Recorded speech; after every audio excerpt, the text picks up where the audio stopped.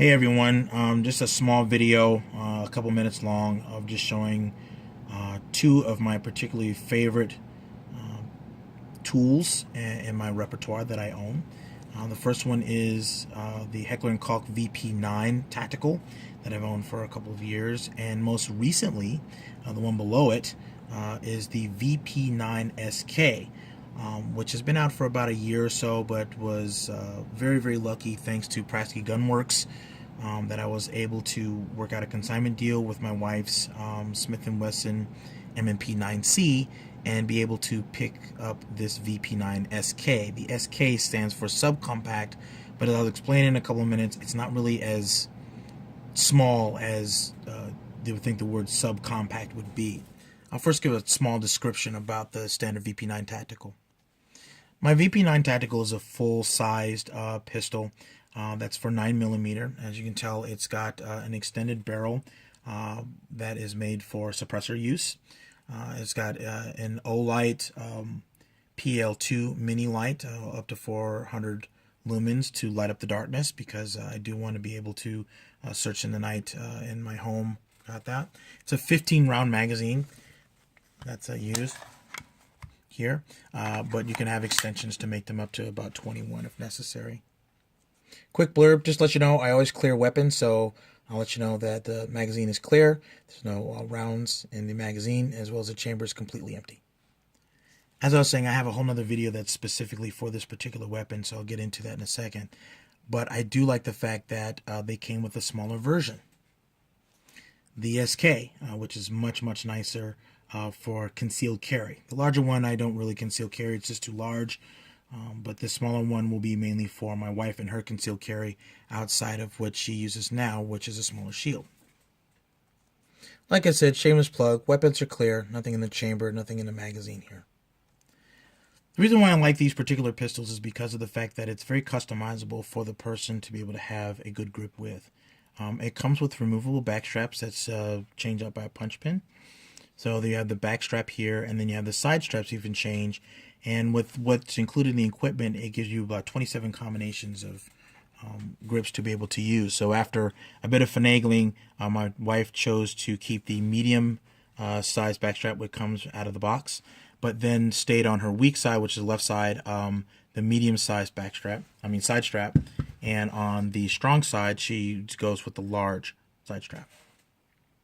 We wanted to have some versatility with the weapons that we possessed and not have 50 different types of magazines from Smith & Wesson and HK and Sig Sauer and Glock and a bunch altogether. So this is one of the reasons why she picked the VP9SK. This is the law enforcement version because it comes with 3 magazines instead of 2 with these pinky extensions and 1 without.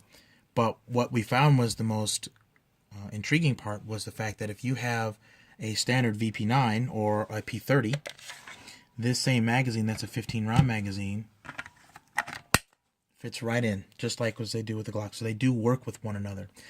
There's actual grip extensions that you can have for these, but if you already have a bunch of VP9 or P30 magazines, whether they're new or used, they can work with this now. So you can be able to interchange as you need to from the 10 round to the 13 or even 15 round.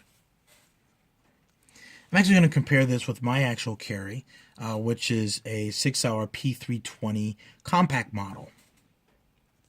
Shameless plug, everything's clear, slide, as well as empty magazine, just to make sure everybody's safe. So if you notice, actually, the only difference really is the difference in grip with the PK extension. They're almost the same size barrel. It's a slightly longer, as you can see here, than the actual VP9SK. The grip on the Sig Sauer is actually about half an inch longer, so for those that want closer to a full-size grip, if you have larger hands, it's a bit easier to wrap your hands around than, say, the SK. But if you notice, the actual length of the weapon between the two is actually pretty small. At this angle, it might be tougher to see that this has a little bit higher bore axis on the P320, and it's kind of like a 1911 beaver tail style versus this flat one.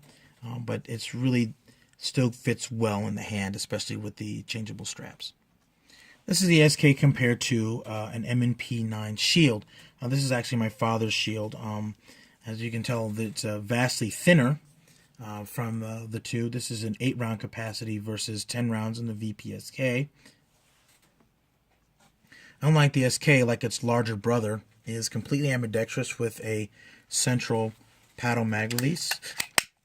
Slide lock on both directions. Okay. But not so much on the actual M&P Shield. You have the traditional American style ejector. I will make a note of this for those Shield users. Sand these down a little bit in terms of the mag, and watch out for this part that actually kind of comes up. It's something that I considered kind of a flaw. Really, I don't want to fix that. Might be a little hard to see here, but the difference definitely for the length of the barrel is almost the same. The SK is actually a little bit longer in barrel by about ½ an inch than the M&P, but the thickness of the actual weapon is the reason why the SK does a little bit better with recoil. It's not as snappy. When I compare the two, I really look at the M&P9 Shield as more as a bug-out pistol, one to get you out of a situation, as opposed to a full defensive weapon or a home defense weapon. I think that the SK, the VP9SK, is a bit more dual purpose for an urban environment. I think that neither one of them are going to survive very well if you throw them down in a bunch of mud and throw them up against a tree versus, say, several other companies, including SIG or Glock. But definitely both have their purpose and both have their use, and they're entirely two different pistols. I find that takedown also for the VP9SK is a lot easier than on a lot of other pistols. I'll show you the difference between the two right now. So right, we have, like I said, everything is clear. We eject our magazine, lock our slide back, pull our takedown lever here. You notice my left hand is being used. You really want to make sure, again, everything is clear, no projectiles anywhere, because it is going to require you, after you release that, to be able to pull the trigger slightly. Some people have a problem with that. It doesn't actually engage the striker. It does changes the spring out. Take a look at that. That has a full rail system that takes up a good portion of the actual frame. Very strong kind of polymer here. You have a 2-spring recoil spring system, easy to take out. You have your Browning style barrel. Remove that. And then all of your components and everything are here. Right now this is just on the factory grease. We'll probably lube it up a little bit before we head to the range today. But it's a striker fired pistol. Everything is right there.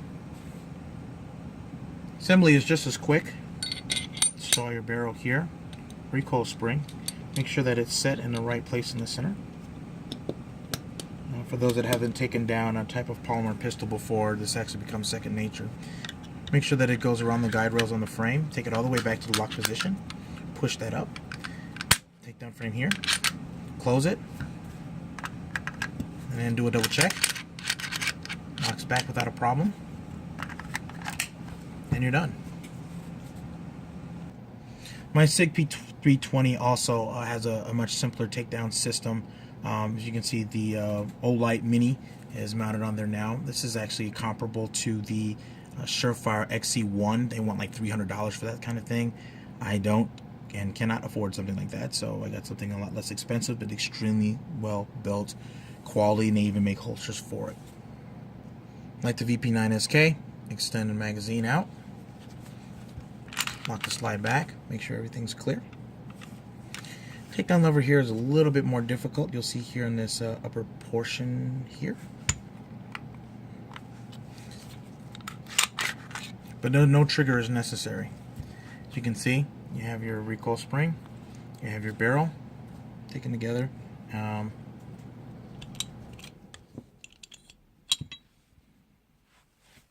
done. Notice that there's a lot less material that's guiding the actual slide onto the frame itself. I'll show you later when we do an individual video on the P320, but there's a little bit less material, just as a quick note.